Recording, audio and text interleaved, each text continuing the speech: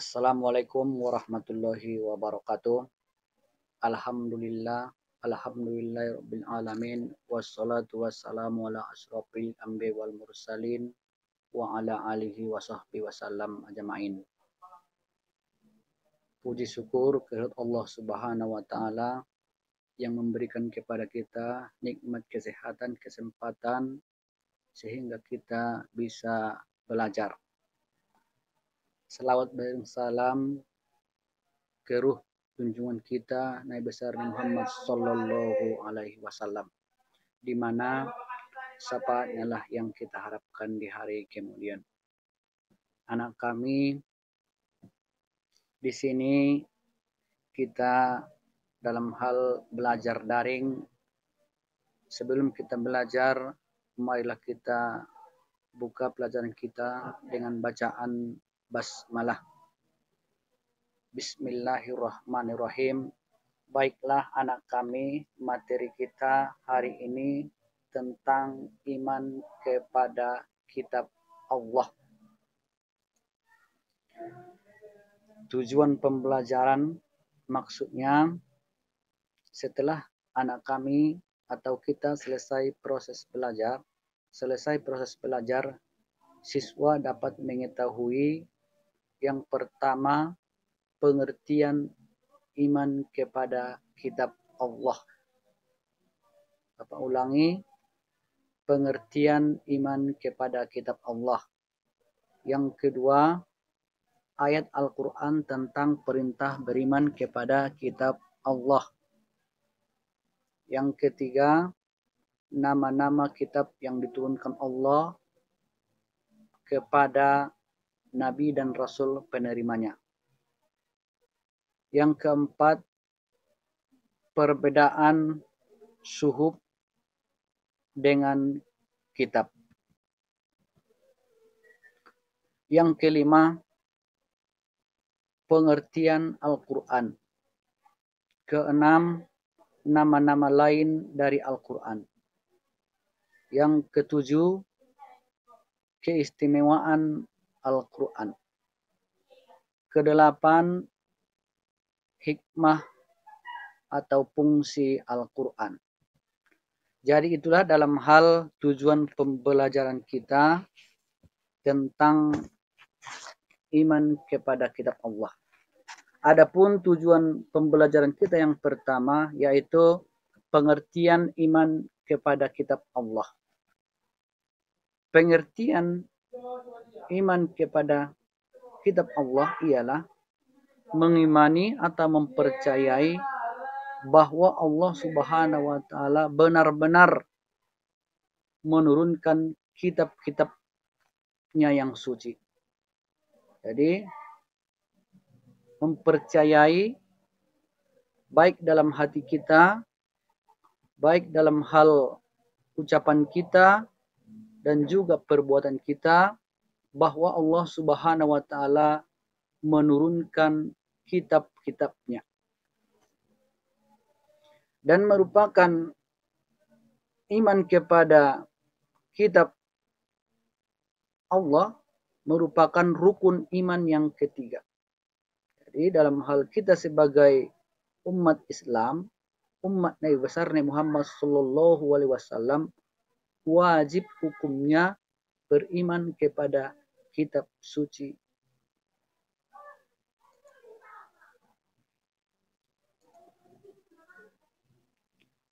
Tujuan pembelajaran yang kedua, ayat Al-Quran tentang perintah beriman kepada kitab Allah. Yaitu ada dalam Quran surah An-Nisa ayat 36. A'udzu billahi minasy syaithanir rajim. Bismillahirrahmanirrahim.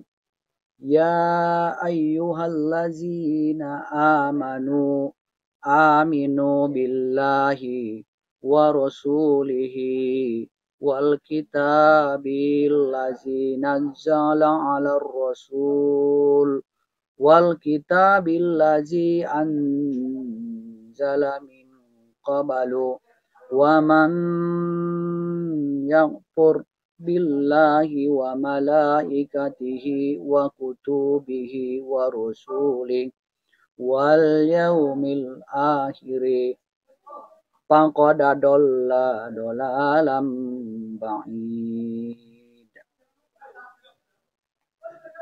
Artinya, hai orang-orang yang beriman, tetaplah beriman kepada Allah dan Rasul-Nya serta kitab-kitab yang diturunkan Allah sebelumnya. Barang siapa yang kafir kepada Allah, malaikat, kitab-kitabnya, rasul-rasulnya, dan hari akhir, maka sesungguhnya orang itu telah sesat yang sejauh-jauhnya. Jadi sudah jelas anak kami dalam Al-Quran, Quran surah An-Nisa ayat 36, bahwa Allah Subhanahu wa Ta'ala benar-benar menurunkan kitab sucinya kepada Nabi atau Rasul penerimanya.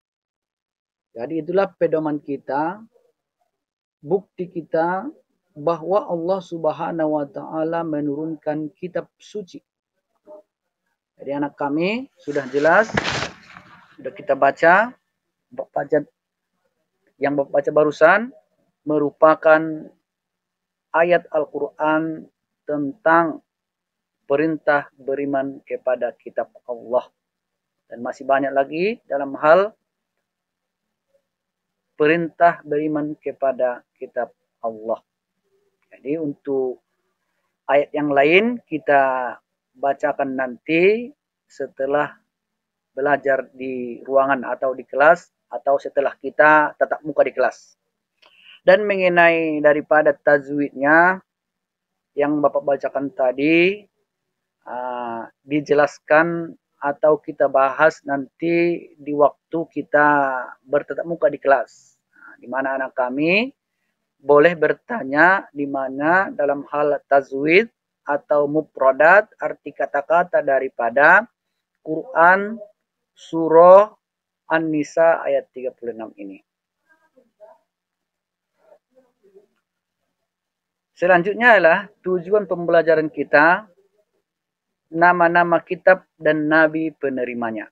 Ya, anak kami harus mengetahui nama-nama kitab dan nabi atau rasul penerimanya. Yang pertama, kitab suci Taurat. Ya. Kitab suci Taurat diturunkan kepada Nabi Musa alaihissalam. Anak kami, Bapak ulangi sekali lagi, kitab suci Taurat diturunkan kepada Nabi Musa alaihissalam. Yang kedua, kitab suci Zabur. Kitab suci Zabur, Nabi penerimanya adalah Nabi Daud. Nabi Daud alaihissalam. Dan yang ketiga, kitab suci Injil. Kitab suci Injil, Nabi penerimanya adalah Nabi Isa alaihissalam. Dan yang terakhir, kitab suci Al-Quran. Kitab suci umat Islam, yaitu Nabi besar Nabi Muhammad Sallallahu Alaihi Wasallam, junjungan sekalian alam. Dan kita sebagai umat Islam, kitab suci kita adalah Al-Quran. Anak kami, Bapak ulangi sekali lagi, kitab suci umat Islam adalah Al-Quran. Anak kami sudah mengetahui dalam hal nama-nama kitab dan nabi penerimanya.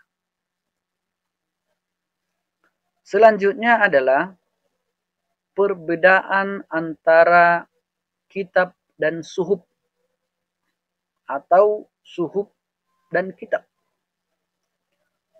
Suhuf, wahyu yang disampaikan kepada Nabi atau Rasul berupa lembar-lembaran. Sedangkan kitab, wahyu Allah yang disampaikan kepada Rasul sudah berbentuk buku atau kitab. Anak kami, perbedaan antara kitab dan suhuf, ya. Kalau dalam hal suhuf, wahyu Allah, firman Allah, kalam Allah yang disampaikan kepada Nabi dan Rasul melalui perantaraan malaikat Jibril untuk dirinya sendiri, untuk diperbuatnya sendiri.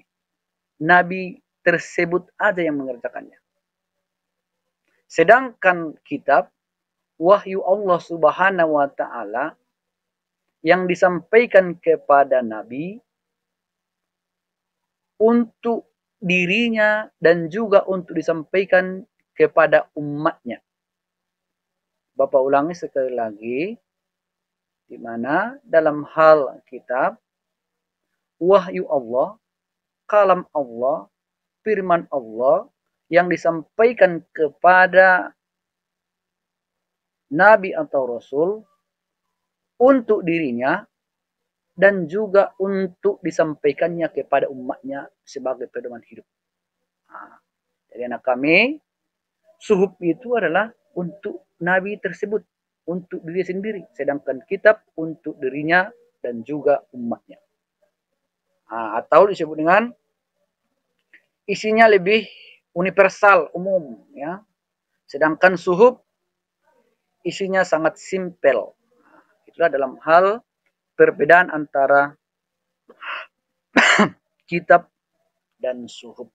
Nah, anak kami, dengan mengetahuinya anak kami, perbedaan kitab dan suhuf. Mudah-mudahan nampaknya. Selanjutnya adalah pengertian Al-Quran. Inilah kitab suci kita. Inilah kitab suci umat Islam. Pengertian Al-Quran menurut bahasa berasal dari bahasa Arab yang berasal kata qara'a yaqra'u Qur'anan. Artinya bacaan. Bahwa Al-Quran itu adalah bacaan. Bacaan. Apabila kita membacanya, kita mendapatkan pahala. Sedangkan menurut istilah, pengertian Al-Quran ialah kalam Allah yang tiada bandingnya.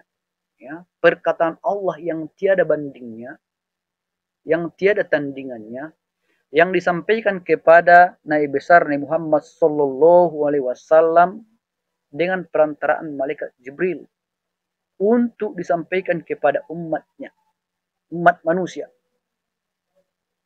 Ya, sebagai pedoman hidup,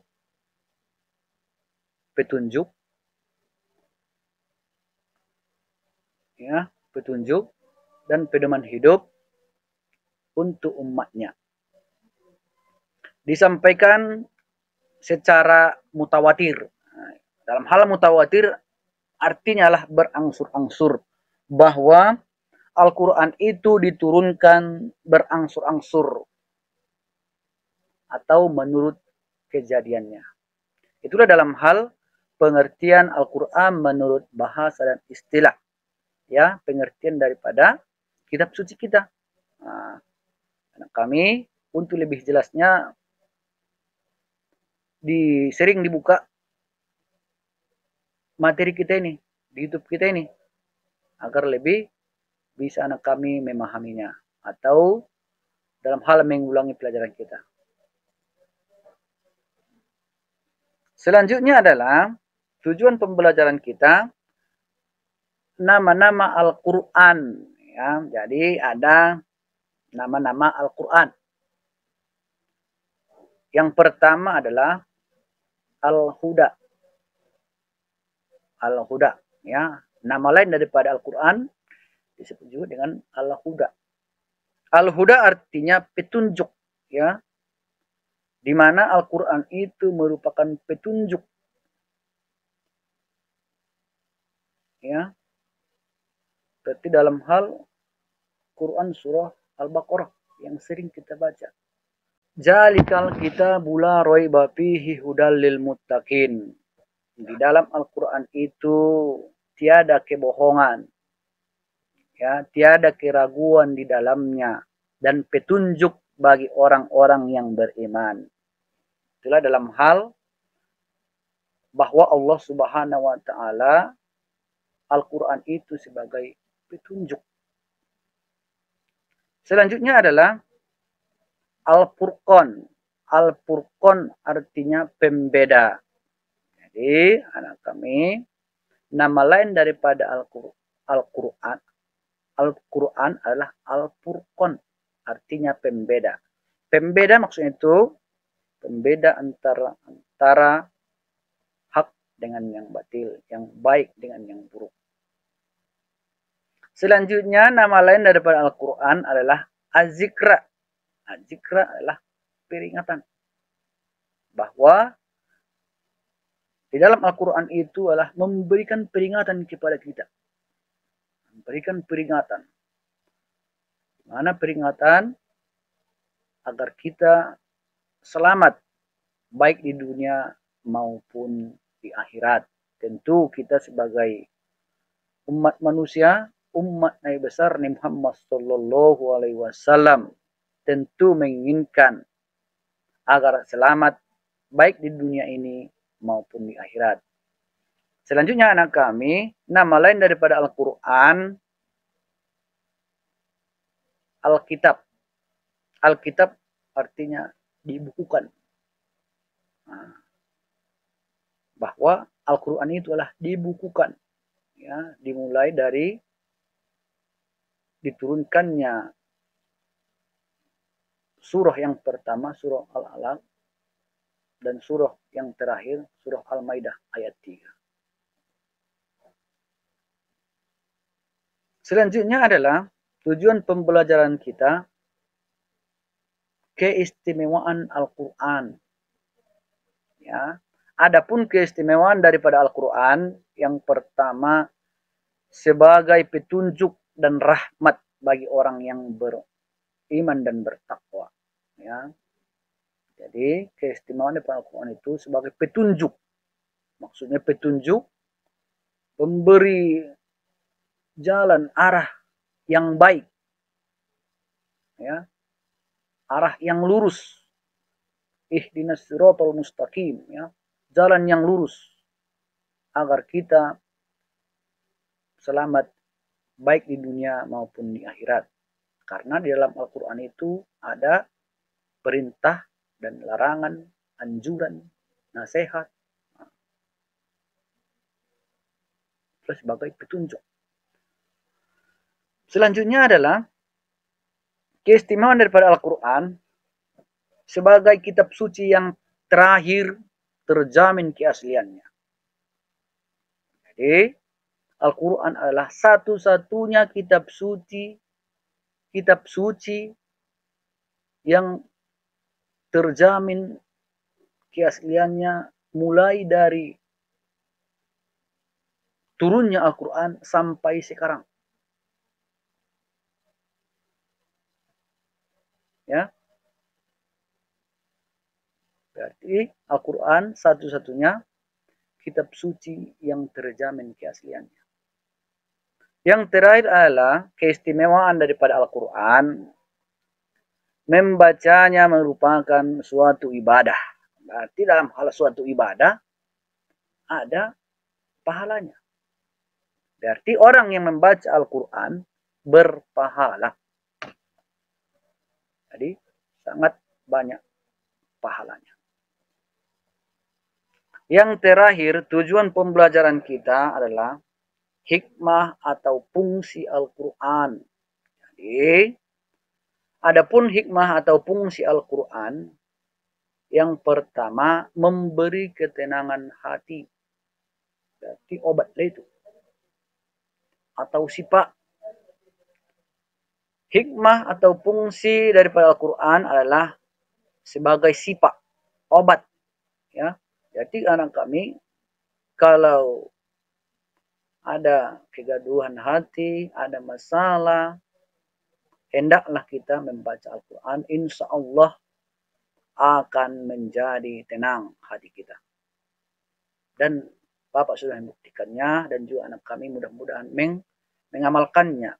Cobalah kalau ada masalah, baca Al-Quran.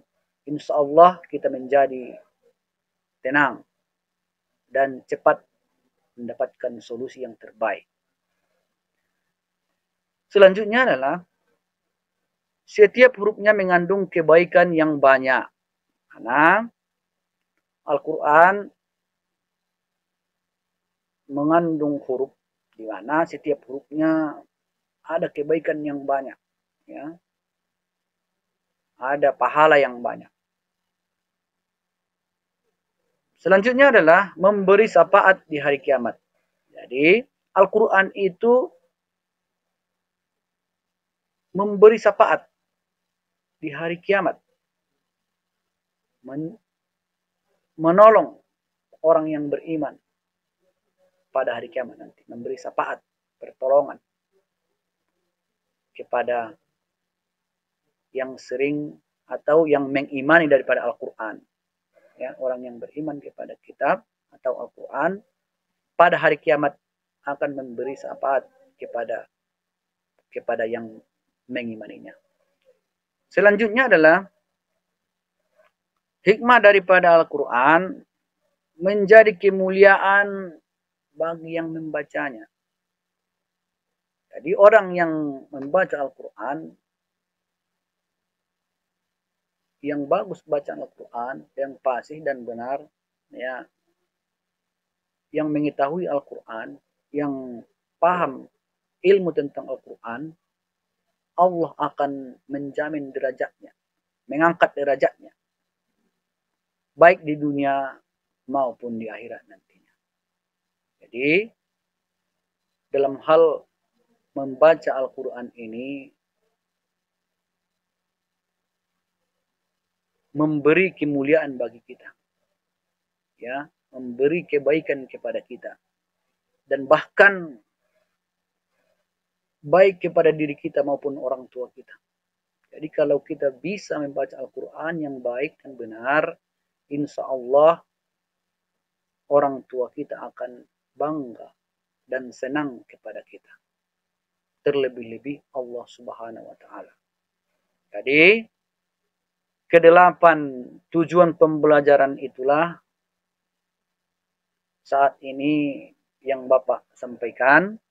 Mudah-mudahan ada manfaatnya kepada kita semua, anak-anak kami sekalian. Dan apabila ada pertanyaan, nanti dimasukkan ke komentar. Atau pada saat belajar tatap muka di kelas kita setelah normal nantinya.